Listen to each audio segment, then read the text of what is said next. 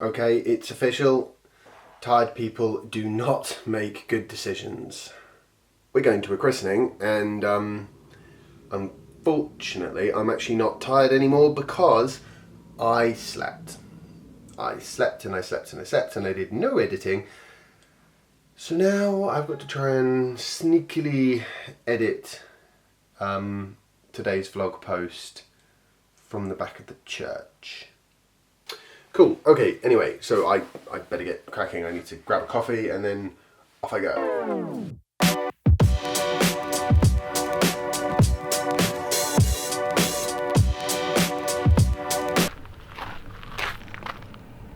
Oh, luckily I came home last night with a decent amount of charge, so I think I'll be alright. Either way, I don't have time to do anything about it now.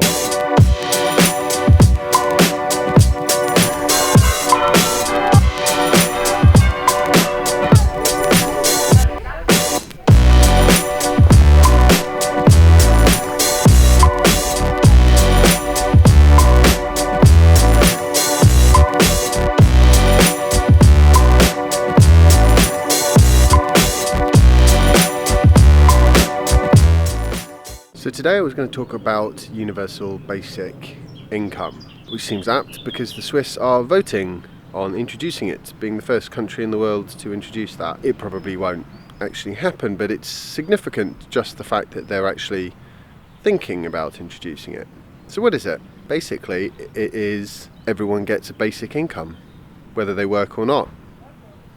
Why would any country want to do that? Well, as technology has moved forwards, especially artificial intelligence, there are less and less jobs, so there is the potential for large portions of the population to be permanently unemployed. So we have to find some way of keeping people from starving, and that's where universal basic income comes from. The question is, are you better off doing that or using welfare payments? We're about to go home, and as always happens the first time we have proper hot weather in the summer, I forgot to put the air conditioning on before we got to the car using the app. So the car is absolutely roasting. That's what that noise you can hear is. Air conditioning trying to stop us all from melting. I wonder where Mummy is. Ah, here comes a Mummy. Goodness me, I'll try to be as quick as possible. So here's the interesting thing. In the past, when technology has made a big change to employment, the loss of jobs has usually been accompanied by new, better jobs. That was certainly the case in the Industrial Revolution and the Agricultural Revolution. You know, and as automation has been included in sort of factories and things like that, what's happened is people have lost the sort of, you know, the manual jobs, and jobs have been replaced with jobs like, you know, software design and things like that. Although, of course, the people that lose the old jobs are not always the people that get the new ones. In fact, often that's not the case. But here's the thing. We're getting to a point where artificial intelligence is going to start to change that dynamic. The jobs that are going to go are not necessarily going to be replaced by new jobs designing better software, because the software will effectively be designing itself. So at some point, it's going to get to the state where very few people actually have jobs. And obviously in that scenario, there will have to be some sort of universal basic income. Otherwise, they'll just, you know, there'll be chaos and riots in the street, and then we'll have universal basic income. So it is more or less, I think, an inevitability given enough time. And of course, the benefit is when I say universal basic income, I don't mean, you know, everyone just gets paid for sitting at home and doing nothing. There are always lots of things people can spend their time doing. Making videos for YouTube springs to mind, but you know, art, crafts, entertainment, all these sides of things are going to still have value in society.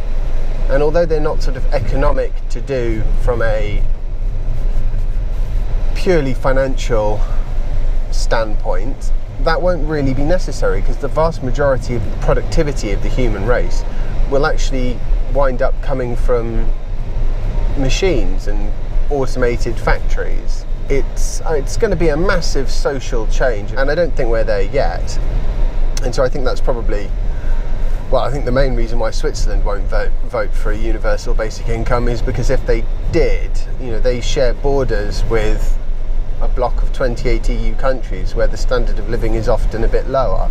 Most forward thinkers realise there is a high chance that that or something like it will be needed, and if it isn't implemented, then it will basically be implemented through the back door anyway. Of course, the problem with benefits is, rather than it creating a sort of a level playing field, what it does is it sort of says, well, you wind up in this situation where if you're not careful, somebody can earn a reasonable amount of money, but they have no incentive to earn that reasonable amount of money because they will lose their benefits, and the benefits might even give them more money or a similar amount.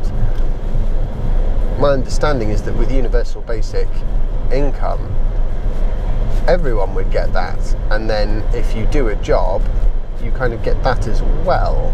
So I hope you've all found this interesting, and let me know what you think about the concept in the comments, and give this video a thumbs up if you've enjoyed it, and I will see you tomorrow for the next installment of my daily vlog. Bye!